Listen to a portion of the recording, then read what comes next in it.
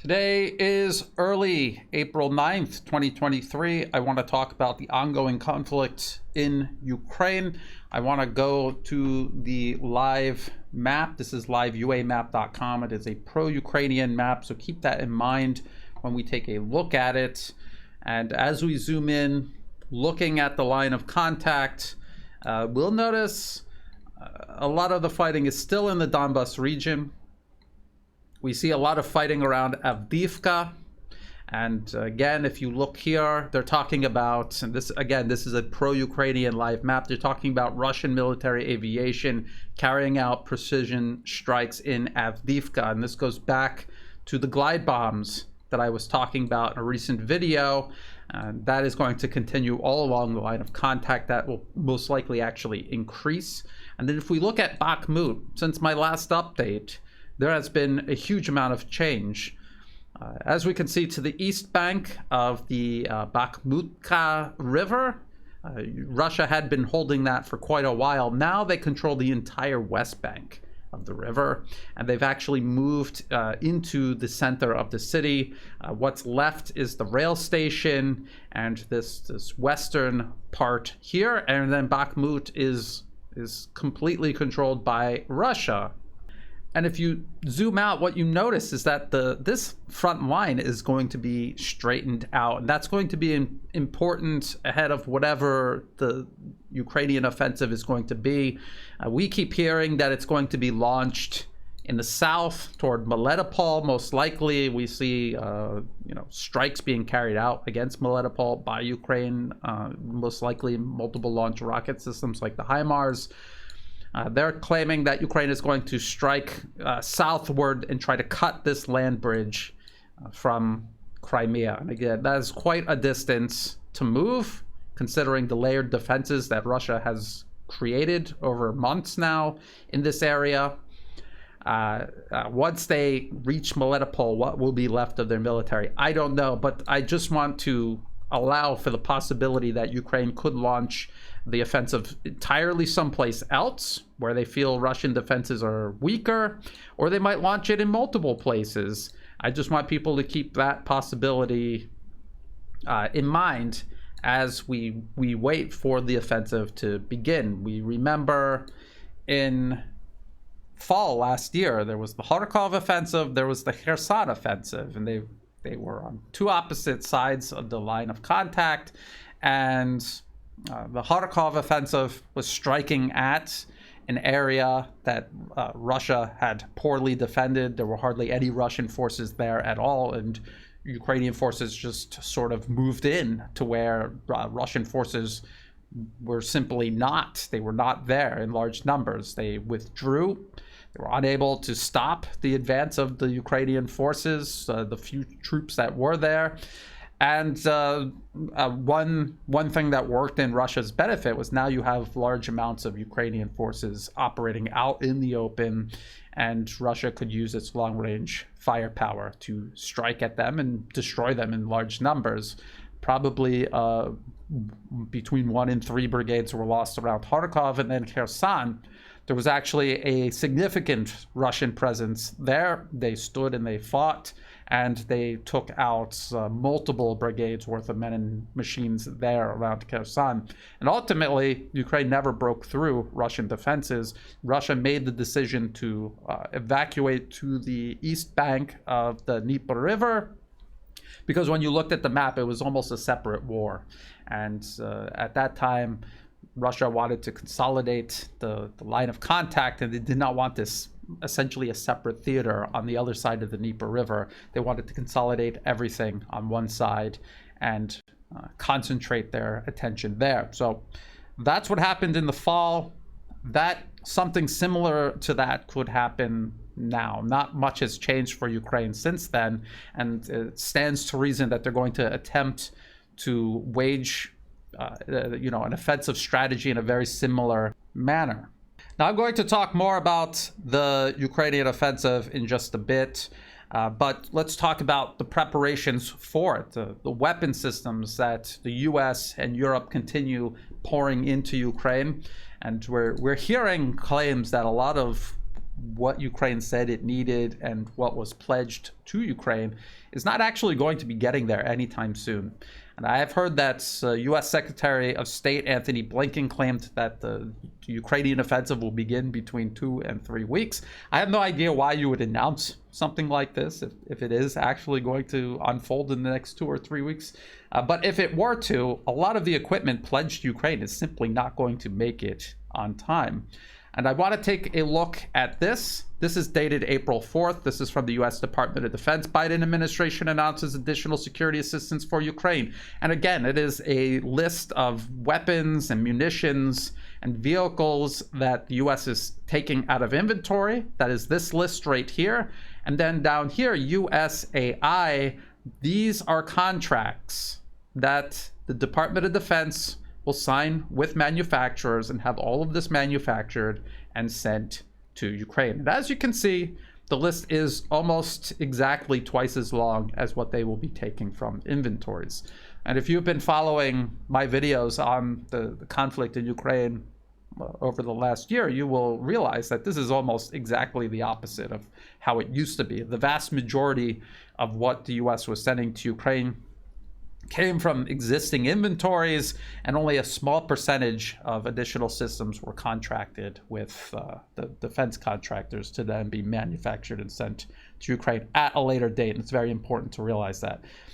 What we see on the second part of this list, this very long second part of the list, that is not going to get to Ukraine. It could take weeks, months, maybe even years for some of this to get there. So let's go through some of these items. Well, actually, let's go through all of these items. So the first, and now this first part of the list is from existing inventories. Additional munitions for Patriot air defense systems. There was a critical shortage of Patriot interceptors before the conflict in Ukraine even began. There was a critical shortage. They're in demand everywhere. Saudi Arabia had been using them extensively to defend against missiles and drones flying out of Yemen. That conflict has cooled off, but there's still a backlog of missiles that need to be built and sent to replenish stockpiles around the globe. And the Patriot air defense system really hadn't performed all that spectacularly against the threats that Ukraine specifically faces. Again, missiles and drones. Next on the list is additional ammunition for high mobility artillery rocket system. They're talking about HIMARS, and again, there are critical shortages for that now because the U.S. has sent a certain number of launchers. They don't want to send any more launchers. That is something that they have actually created a contract for. That will take years to reach Ukraine. And now the guided rockets launched by HIMARS, that is also in short supply. They can continue sending them small amounts of these rockets as they have been almost indefinitely, but they cannot surge a large number of rockets to Ukraine. If they do, then there will be a critical shortage that will take years to solve. Just like with the Stinger and the Javelin. Also listed is 155 millimeter and 105 millimeter artillery rounds. There are critical shortages of this as well. I think I might have mentioned that once or twice. And the 105 millimeter artillery shells are being sent specifically because of the critical shortage of 155 millimeter artillery rounds and also howitzers to fire them. They also list 120 millimeter mortar rounds. This is something they used to list a quantity for. They no longer do. You have to wonder why that is. Is it because they're surging huge amounts of them to Ukraine right now, or is it because there's just so few of them they don't want to put a number there because it's embarrassing and the public will demand answers? 120 millimeter and 105 millimeter tank ammunition. Now, 120 millimeter, that would be for things like the Challenger, the Leopard 2, the M1 Abrams. 105 millimeter would be for things like the Leopard 1, the French AMX 10 RC, and the Leopard 1 and the AMX 10 RC. They use two different types of 105 millimeter tank ammunition, and the Challenger 2 uses 120 millimeter tank ammunition, but it's for a rifled gun, so it's completely different than what the Leopard 2 and the M1 Abrams uses. So this is all munitions, a variety of munitions that the U.S. has to send, the U.S. and its allies have to send to Ukraine for them to be able to use this variety of tanks that they've been given. And again, military wants one main battle tank on the battlefield so they can simplify and streamline logistics, maintenance, training, and everything else. And what the U.S. and NATO have done is the opposite. They have sent a huge number of vehicles fulfilling the one single role of main battle tank, and they have this complex logistical challenge that they now face, and it is going to inhibit effectiveness on the battlefield for Ukraine. There's no way it will not. 25 millimeter ammunition. This is most likely for the Bradley infantry fighting vehicle. Its gun is a 25 millimeter gun. They also have two launched, optically tracked, wire-guided missiles. TOW missile. This is the TOW missile. If you've ever seen a TOW missile, it's a bit cumbersome. It is not nearly as portable as, say, a Javelin or an NLAW. Now, they are also mounted on the Bradley infantry fighting vehicle, and that may be what these are for.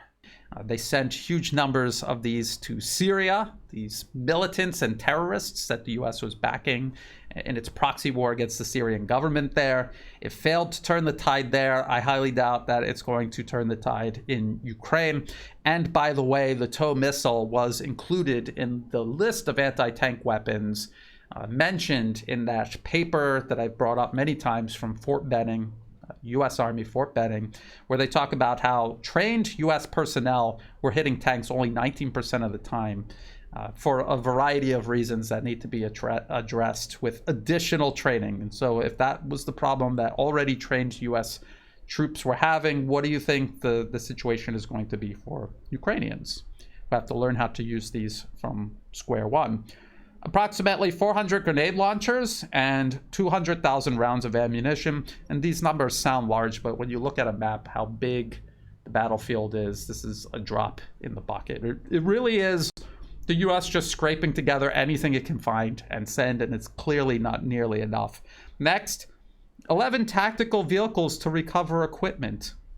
This is essential. If you don't want to lose that tank completely because it broke down, you need to recover it as quickly as possible. They're going to be sending 11 tactical vehicles to recover equipment along a line of contact almost 1,000 kilometers long. 61 heavy fuel tanks, 10 trucks, and 10 trailers to transport heavy equipment. Again, we're talking about a conflict unfolding on a massive scale along a line of contact that's 1,000 kilometers or more long. And they're talking about 10 trucks and 10 trailers. And you have to remember that Ukraine and Russia both attempt to move the vast majority of troops, equipment, ammunition by rail. But Russia has been attacking the Ukrainian power grid. The power grid is what makes rail transportation possible across Ukraine. And so you're going to need many more of these trucks to compensate for that. You cannot drive a Challenger 2 tank from the border between Poland and Ukraine all the way to the Donbas or all the way to Zaporozhye. You cannot. You have to put it on a flatbed. You have to transport the majority of the way, and it operates on its own, under its own power when it's actually on the battlefield fighting. Or else it'll break down. The engine will have to get changed out before it even reaches the battlefield. It'll be right on its way back to Poland. You'll need a truck to do that anyway.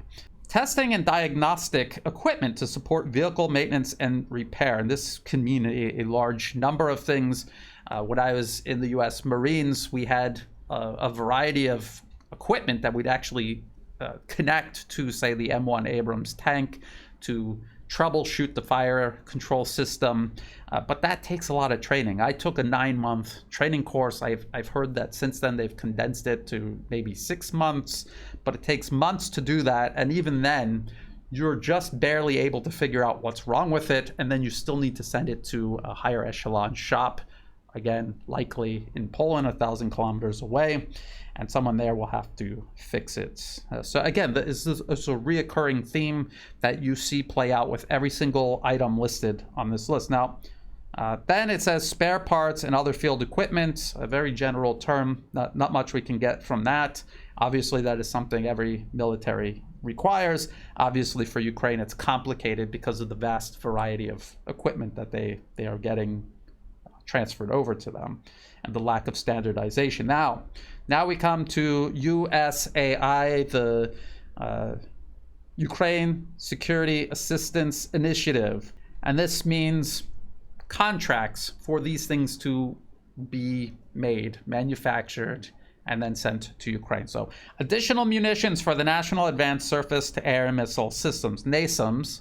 We were hearing a lot about NASAMS. We haven't heard much about it since it was sent to Ukraine and since it's being used, but apparently they are in need of additional munitions. Now, it was my understanding that NASAMS was able to use existing stockpiles of a variety of air-to-air missiles.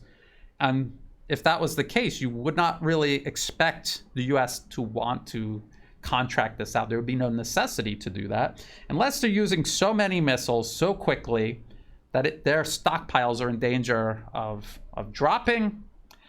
And also the fact that the US wants to use these air-to-air missiles against a war that it's trying to provoke with China right now.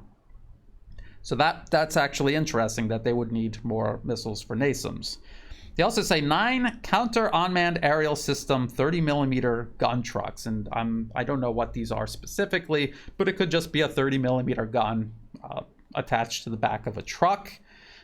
It sounds similar to the German Gepard. I've talked about how few of these were sent and how vast Ukraine's airspace actually is. And the fact that nine trucks, again, for a country the size of Ukraine, what is this going to allow Ukraine to protect? Maybe some key areas in Kiev, and that's it. It's not going to be nearly enough to provide force protection across, again, a line of contact hundreds of kilometers long, and it's not going to even be able to provide protection for other essential cities and infrastructure across Ukraine. 10 mobile CUAS laser-guided rocket system, CUAS, counter unmanned aerial system, laser-guided rockets. And there's a Newsweek article here that talks a little bit about this. What are CUAS laser-guided rocket systems? Kiev gets experimental weaponry. That's what you want in the middle of an intense, protracted war. You want experimental weapons that have never been used before. It says the CUAS laser-guided rocket systems are being sent to combat unmanned aerial vehicles or drones. They are a new item to be provided to Ukraine by the US, the senior defense official said, and are important capabilities for air defense and to counter Russian unmanned aerial systems. And if it's on this list, the USAI list, that means they haven't been built. They're not being drawn from existing stockpiles. They have to be made and then sent to Ukraine. And Ukrainians have to be trained to use them. It also says the US has previously provided a counter unmanned aerial system known as the Vampire to Ukraine, which uses small missiles essentially to shoot UAVs out of the sky, Colin Kahl, US Undersecretary of Defense for Policy, told the media in August. And I remember talking about the Vampire, how few of them they were going to send and how dubious it was that they would be effective. And we haven't heard anything about them since. And it looks like if they're sending this new system, this experimental system to Ukraine instead of more Vampire systems, then maybe the Vampire system didn't really work. And now they're going to send this. 3 air surveillance radars. Russia is continuously, not just continuously destroying these radars, but there are videos of these radars being destroyed. These aerial surveillance radars and also counter battery radars, which are so essential for modern artillery duels. Their air surveillance radars are obviously searching for Russian warplanes. And if you take these out, you're inhibiting your ability to defend yourself against airstrikes. And the counter battery radars are to see where Russian artillery pieces are firing from, so you can direct your own fire toward them and destroy their positions. And without these radars, you are blind on the battlefield. Russia has plenty of their own radars, and it just makes the fighting so much more lopsided in Russia's favor. These radars take a long time to build, and this is another item that is on the to build list. And then there is a whole variety of munitions: 30 millimeter and 23 millimeter anti-aircraft ammunition, 130 millimeter and 122 millimeter artillery rounds, 122 millimeter Grad rockets for Soviet era multiple launch rocket systems, rocket launchers and ammunition, they don't specify what, 120 millimeter and 81 millimeter mortar systems, so the actual mortar systems themselves, 120 millimeter, 81 millimeter, and 60 millimeter mortar rounds, and 120 millimeter tank ammunition. So they're drawing 120 millimeter tank ammunition from existing stockpiles. They're also ordering more from industry, and these are all essential munitions. And if you are running out of these and you need to order more because your stockpiles have been depleted and your military industrial output is so deficient, that is a very serious problem for not only Ukraine but their Western sponsors as well.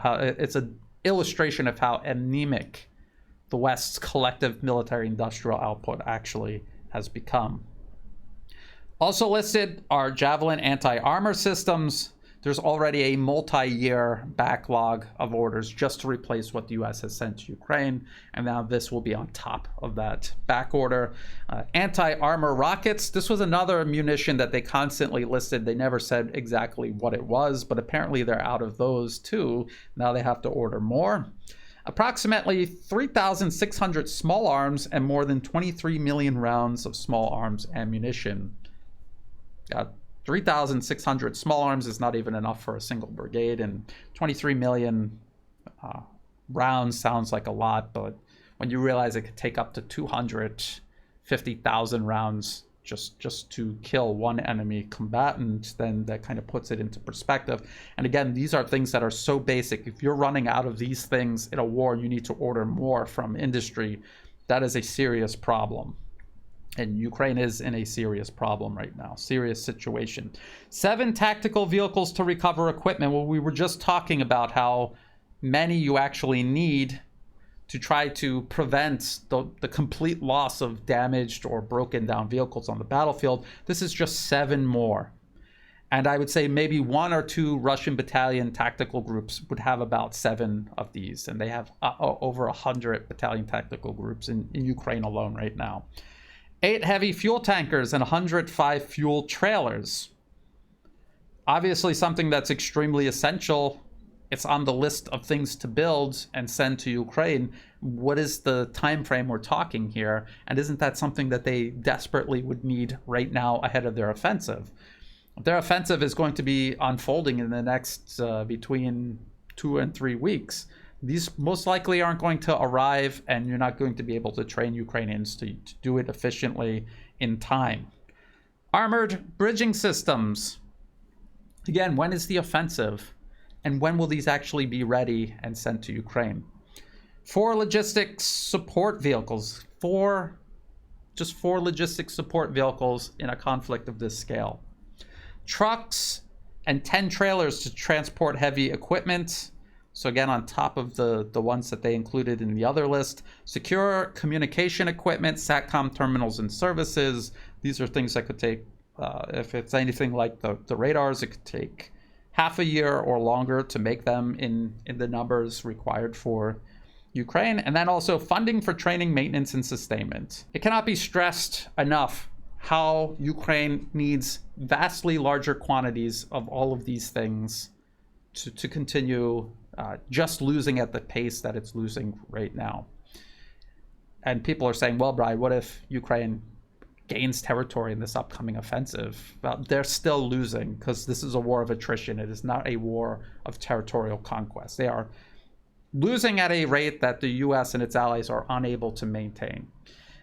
let alone matching or exceeding the firepower and logistical flow of supplies and everything else onto the battlefield that Russia has at its disposal. This is a huge problem. This is a long-term, protracted, and intense conflict that the collective West was not prepared for, Ukraine was not prepared for, Russia was prepared for. There is a Washington Post article about this arms package right here. U.S. is providing Ukraine with $2.6 billion in military aid. Wow, that sounds like a lot until you come down here and you read that the U.S. will send Ukraine about $500 million in ammunition and equipment and spend more than $2 billion to buy an array of munitions, radar, and new weapons to help Kiev counter drones in the coming months, the Pentagon said. The Ukrainian troops are gearing up for their spring offensive against Russian forces. The article also says the defense official said weapons already bought using the security assistance funding in previous packages are beginning to make their way to the battlefield. That is key because in some cases, such as with 155mm rounds, the Pentagon has been sending its own stocks, which are also needed for American troops training. And there is a finite supply. Now, the official said, the deliveries of 155mm rounds Ukraine is getting include ammunition that was bought a number of months ago through the USAI program. But we already know what the production numbers are for US 155mm artillery rounds. It's somewhere around 22,000 a month. And if Ukraine is firing between 4,000 and 6,000 rounds per day, that means they have enough for maybe half a week, maybe one business week. They get the weekend off. That's where they are with artillery ammunition, and this has primarily been an artillery war. So that's the Washington Post talking about this. And then here comes the New York Times. Stating the obvious. New weapons aren't enough. The challenges of Ukraine's coming assault. And then down here it says, with powerful Western weapons, newly formed assault units, and even a reconstituted Azov battalion, Ukraine is poised for a crucial spring counteroffensive, but overcoming casualties and keeping war-weary troops motivated will be stern tests. Azov, these are literally Nazis. They are Nazis. And if you scroll down, they have pictures of Azov. Here they are. And they still have Nazi insignia all over their uniforms. Even the uniforms they wear to do physical training have Nazi insignia on them. Here, they identify them as recruits in the Azov regiment, and they're getting out of U.S. armored vehicles. So the U.S., who had previously prohibited any weapons or money getting into the hands of Azov because they're Nazis, now they're openly using U.S. vehicles supplied by the U.S. government. And you just keep scrolling down. There's more pictures of Azov. This is Azov training. And here's one of the commanders training them. He has the Nazi wolf's angle right there on his uniform. And that is a NATO standard rifle right there. And here is a picture they claim are of Azov recruits, and they all have NATO style rifles with them. So not literal Nazis. This is what the New York Times is cheering on here. They never mention the fact that they're Nazis anywhere in the article. The US government had prohibited weapons and money from getting into their hands previously. Now they're obviously making an exception. This is what the West is cheering on and sending arms to and hoping Nazis prevail on a battlefield. That's where the West is right now. That is desperation.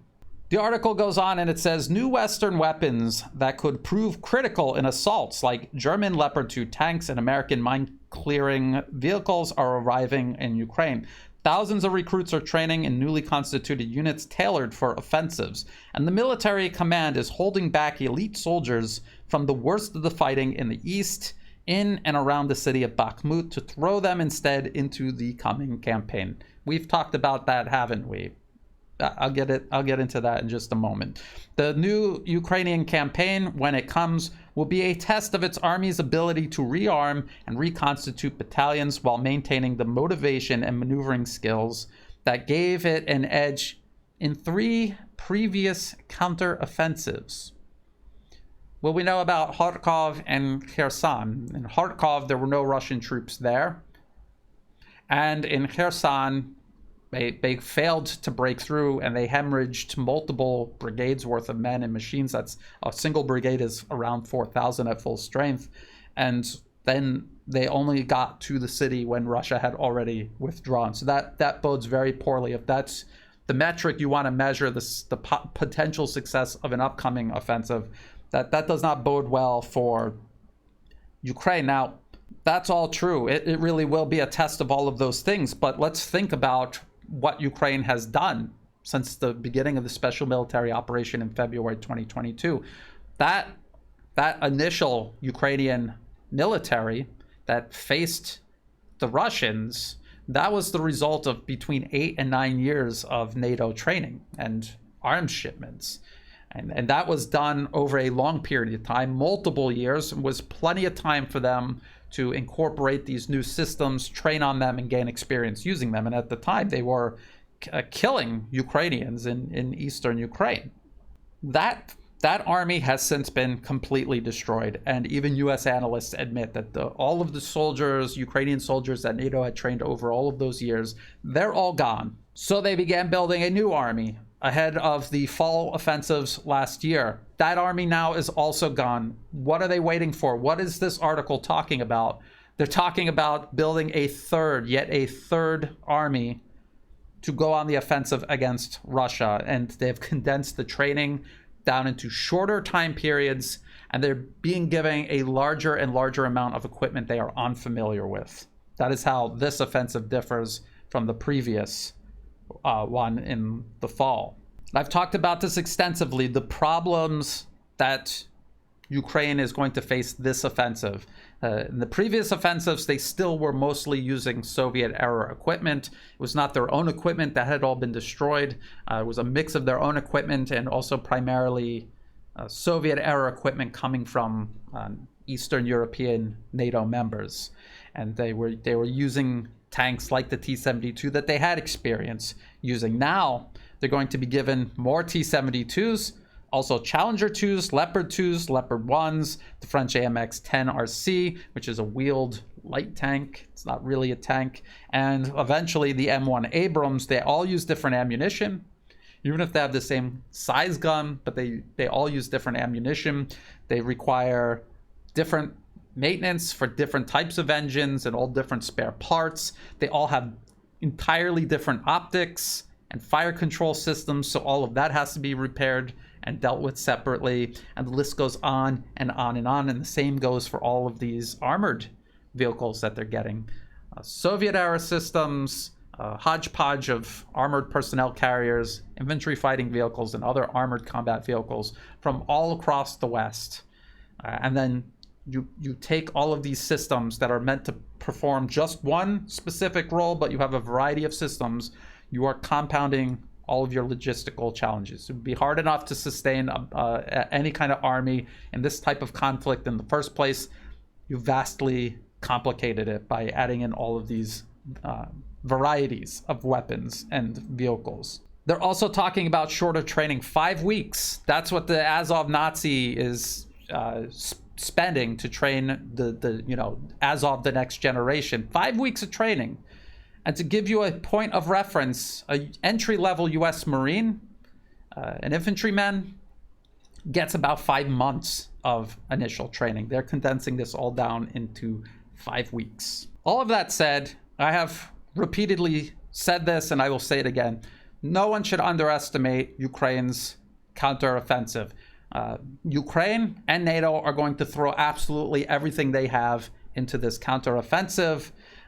We know that Russian forces have consistently traded short-term political considerations for long-term strategic victory, and that includes giving up territory if they feel they're going to suffer large numbers of casualties, or if they feel they may be encircled or cut off from the main group, they will give up territory and they will withdraw, and Ukraine will gain that territory. However, by doing so, they preserve their combat power while eliminating Ukraine. So at the end of the Ukrainian offensive, no matter where it ends on the map, Ukrainian forces are going to be exhausted. They're going to have to wait for a new army to be sent to them by NATO, and Russia will have preserved its combat power. And we've watched this cycle happen already, and we can see how each time Ukraine emerges weaker and weaker. And there are problems that add up over this entire time. It is not actually a cycle where it goes back to the beginning. There are systemic problems that just continuously add up as we go along. And the New York Times talks about the lack of trained manpower, low morale. These are things that are just going to get worse for Ukraine. It's ultimately a war of attrition. So I say do not underestimate what the Ukrainian offensive can achieve in terms of territorial gains, but they will do so at the expense of trained manpower and equipment that's now at this point cannot be replaced by the West. The New York Times goes on and says the timing is critical. Success for Ukraine in the battles of the southeastern plains would drive home to the world the declining military might of Russia, ease concerns that the war has settled into a quagmire, and most likely encourage Ukraine's allies to further arm and finance Kiev in the war. All of these are political goals. None of these are strategic. None of these actually will end the conflict in Ukraine's favor. And the last part about encouraging Ukraine's allies to further arm and finance Kiev. With what? With what? It goes on and it says, Western support has been solid so far, but is not guaranteed. The U.S. budget for military assistance, for example, is now expected to run out by around September. And a senior American defense official recently described the latest tranche of artillery rounds and rockets sent to Ukraine as a last-ditch effort. And that's not because they are tired of this proxy war. It's their proxy war. They would like it to go on for as long as possible. They would like for it to be as successful as possible. The reality, however, is that the West's military industrial output simply cannot sustain this conflict any longer. It is a last-ditch effort, period. No matter how successful Ukraine is, at the end of it, the West cannot replace their losses. New York Times continues. It says Ukrainian officers will have to choreograph artillery, infantry, and armored vehicle assaults that crash through Russian trenches, tank traps, and minefields. In the south, Russian units have been building defensive positions since they were pushed out of Kherson region in November. Sophisticated Western tanks with better survivability and firepower will be critical in uprooting those positions. Maybe better survivability and firepower than whatever Ukraine's been using up to this point.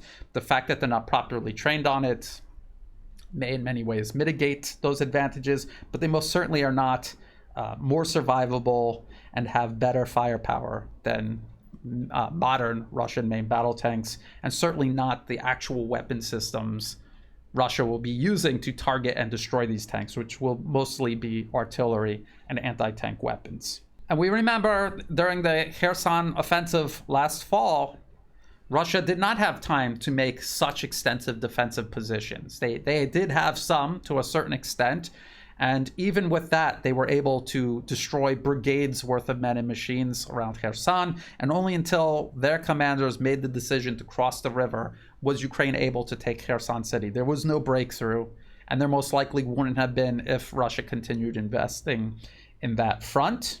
They saw any value or logic in doing so. They did not. Now, Russia still has huge numbers of men and machines, and they also have this extensive layered defense network. I will show the article again from the New York Times, defenses carved into the earth, just to get an idea of what they're talking about. They're talking about trenches, dragon's teeth, more trenches, vehicle obstacles. There are layers of them, and they stretch for kilometers in all directions.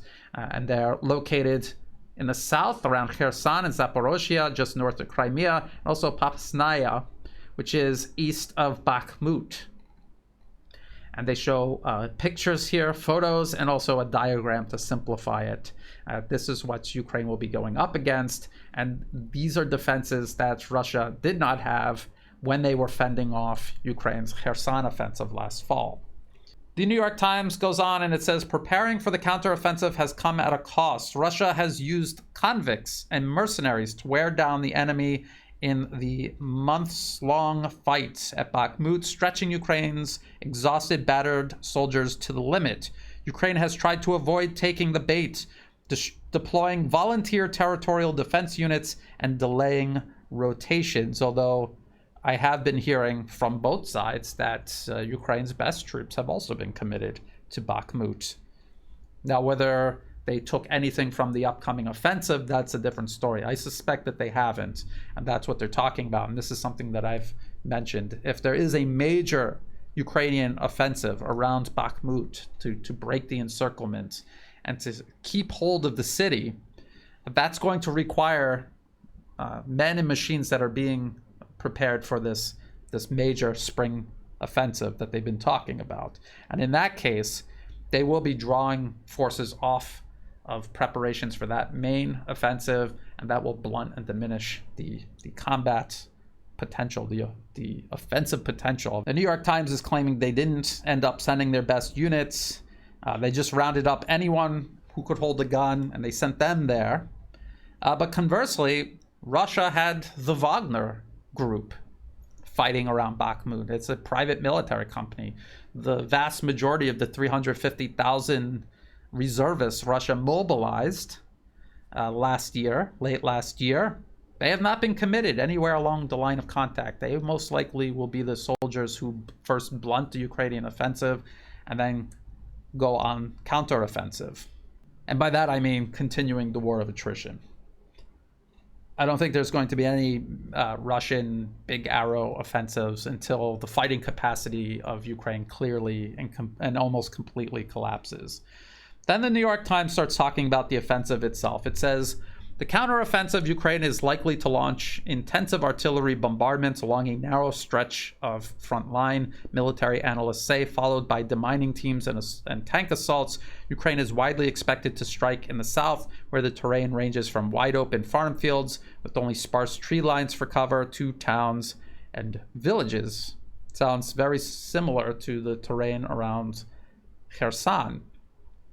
And this idea of concentrating firepower in a narrow area along the front, this is what I have repeatedly explained Ukraine has to do because they lack the long-range firepower, both in quantity and quality, that Russia has.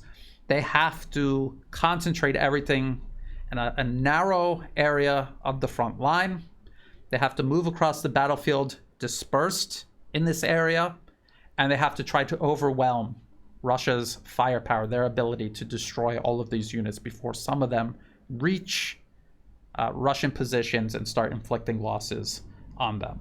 It goes on and it says, a thrust of about 50 miles over the steppe from the current front lines to the Russian-occupied city of Melitopol would split Russian-held territory into two zones, sever supply lines, and put Ukrainian artillery within range of Russian bases on the Crimean Peninsula.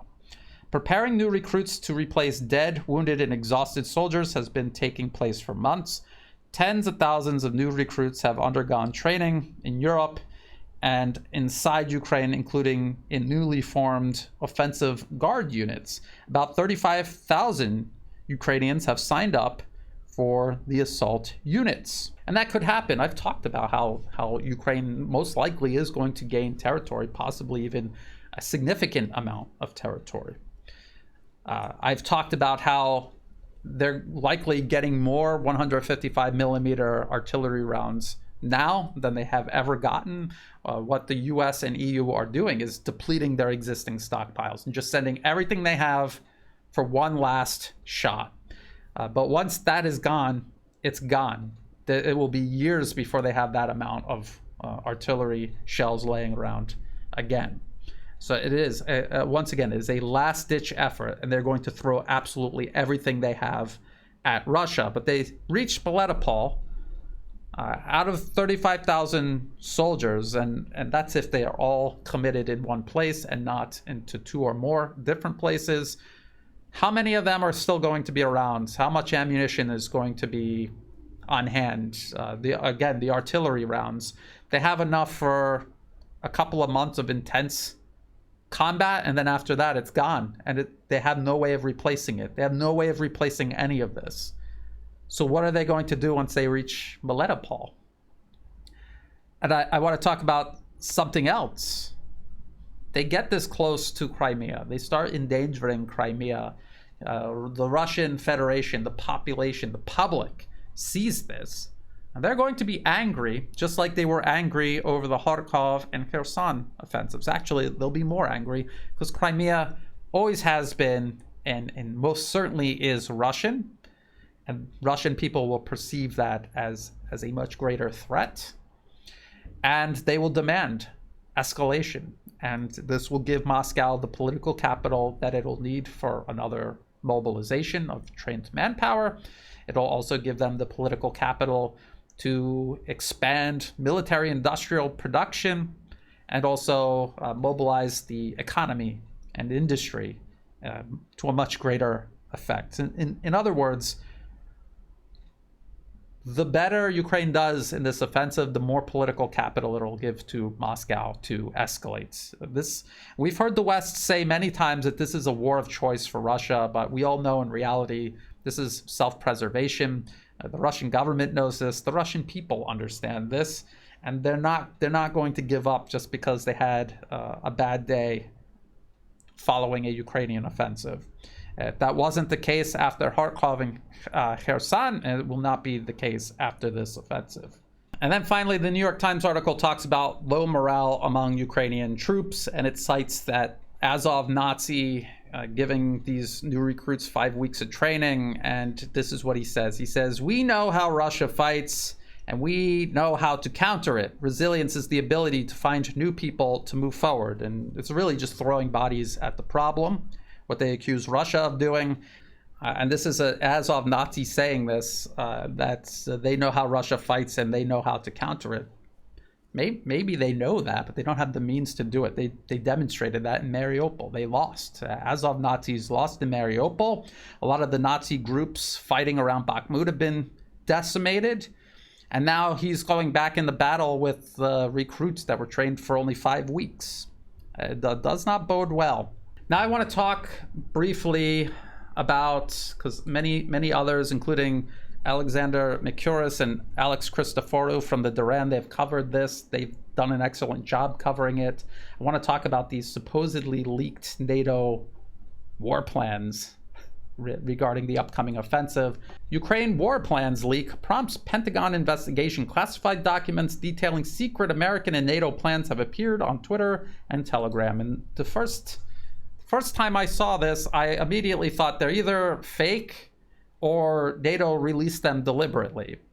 The article says classified war documents detailing secret American and NATO plans for building up the Ukrainian military ahead of a planned offensive against Russia were posted this week on social media channels. Senior Biden administration officials said the Pentagon is investigating who may have been behind the leak of the documents, which appeared on Twitter and on Telegram, a platform with more than 500 million users that is widely available in Russia. The timing is very suspect. This is something that militaries have done in recent history. They release fake plans, so they hope their enemy sees these fake plans and actually buys them instead of doing their own intelligence gathering like they should be doing. Russia, in fact, has its own military intelligence capabilities, and they should be depending on those. And of course, things like this could possibly factor in.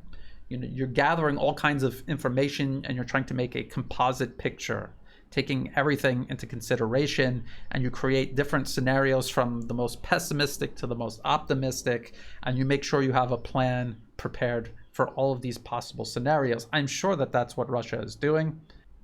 And something like this could be leaked, it could be altered, there's a whole array of possibilities, and it could be meant to reinforce other deceptions that are ongoing.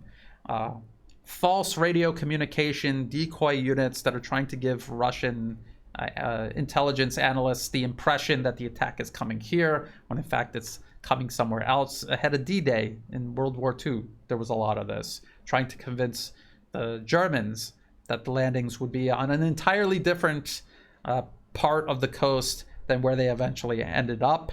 And something similar could be taking place right now. With everything that is at stake here, I would hope that Russia is preparing for the absolute worst, which includes actually NATO itself getting involved. A lot of the things that they have done, including the conservation of their forces and their air power, seem to suggest that they have that possibility in mind, that they're preparing ahead of time for it. And other things that they have done, both on the battlefield and politically, seem to suggest that they understand that threat and they are preparing for it. There's the possibility that the US, NATO, some sort of coalition of the willing could go in and create a buffer zone in Ukraine, just like the US and its allies did in Syria. This is a long-term conflict. It's not going to be over with this offensive, most likely. It's going to go on for years, and even if the offensive completely fails, the fighting will still continue, and the US and their allies will find ways to keep the fighting going, again, just like they've done in Syria, all the way up until this very day. They're still fighting in Syria, although obviously Russia and their allies have the upper hand. Russia is going to have to continue working on the ground in Ukraine, again, keeping long-term strategic victory in mind, even if it means sacrificing short-term political victories today. And when the offensive comes, the Ukrainian offensive comes, there is a possibility that Russia will lose territory, even lots of territory, to Ukrainian forces. But if you're keeping in mind that this is a war of attrition and not a war of territorial conquest, you will realize that Ukraine, by doing so, is actually accelerating their defeat, not fending it off. And one last thing I want to show, I've talked about this in the past. This is from the US government, USAID, and the International Republican Institute, which is a subsidiary of the National Endowment for Democracy, which is funded by the US government. They both are. And this was Public Opinion Survey, residents of the Autonomous Republic of Crimea. This was in 2013. And they were asking questions about, do you identify as Russian? Would you like to rejoin with the Russian Federation? Regardless of your passport, what do you consider yourself? 40% Russian, 15% Ukrainian, 24% Crimean. If Ukraine were able to enter only one international economic union, which entity should it be with? Only 17% the European Union. 53%, a majority, says the customs union with Russia, Belarus, and Kazakhstan. How would you evaluate your attitude to the following entities? By far, Russia, 68% warm. European Union and the US and Poland and Turkey, you add them together, they don't match their feelings toward Russia. In your opinion, what should the status of Crimea be? And that, even in 2013, 23%, almost a quarter, say Crimea should be separated and given to Russia. And that was before the US overthrew the elected Ukrainian government in 2014, installed actual Nazis and their political allies into power, and then they had many more reasons to want to join the Russian Federation. What this poll is saying is that Crimea was and is Russian. The people genuinely want to be a part of Russia, and the US arming Ukraine to go in there and take Crimea as Ukrainian territory, you are obviously going against the will of the people living there. And this whole myth that the US and Ukraine are fighting for democracy and self-determination is rendered an illusion, an absolute utter illusion. But what I thought was interesting was I figured they did that poll in 2013 because they knew what was happening, because they were planning it and a part of it. They surely had to have done a poll for the rest of Ukraine as well. So I found that one too. Public Opinion Survey, residents of Ukraine, August and September 2013, same US government-funded organizations. If Ukraine was able to enter only one international economic union, with whom should it be? And you can see how the European Union and the customs union with Russia, Belarus, and Kazakhstan, it switches from year to year. And again, this is because the US was heavily invested in manipulating public perception. But there was a strong affinity for Russia, and this was across all of Ukraine, not just Crimea. Here, how would you evaluate your attitude toward the following entities? 50% warm for Russia, again, more than the European Union, more than Poland, more than the United States. Language usually spoken at home, 40% Russian, 40% Ukrainian. Ukrainian and Russian equally. The idea that it must be the Kremlin manufacturing separatism in Ukraine, this is a falsehood. Ukraine had been a part of Russia throughout history. It was part of the Soviet Union. The people there speak Russian as much as they speak Ukrainian. They had an affinity for Russia. They also had desires, you could say, overly idealistic. But they also had desires to join the European Union. It was a nation spanning both worlds. And the United States could not accept Ukraine benefiting from both worlds. They forced Ukraine to pick. And this is what has happened to Ukraine. It has been destroyed.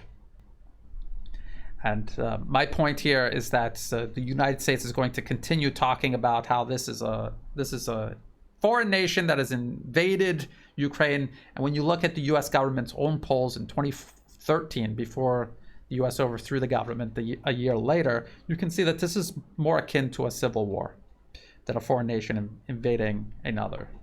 We do not know exactly when the Ukrainian offensive will begin. I agree with Alexander Mercouris of the Duran that it most certainly will take place. It's just a matter of when it will take place and what the outcome will be. Because we don't know the exact disposition of Russian and Ukrainian troops along the line of contact, it's impossible to even come to educated predictions of what may or may not happen. We have to wait for the fighting to begin, and as the fighting unfolds, we will be able to tell more and more about what the potential outcome of the fighting may be. If you thought this video was useful, please like and share. Think about subscribing. It's free to do. It helps the channel grow. Check the video description below for other places you can find and follow my work. All of the links that I referenced to, everything that I referenced in this video, the links are down below in the video description, as are ways you can help support my work. I do not monetize my YouTube channel. I will never monetize my YouTube channel. If you see an ad pop up, feel free to skip it because it's not helping me out at all. If you do want to support my work, please do so through Buy Me a Coffee and also Patreon to everyone who has been helping out month to month, or through one-time donations, or even if you're just sharing this work with others and getting the word out there. I greatly appreciate all of that. That's what makes this work possible. So thank you. And as always, thank you for watching.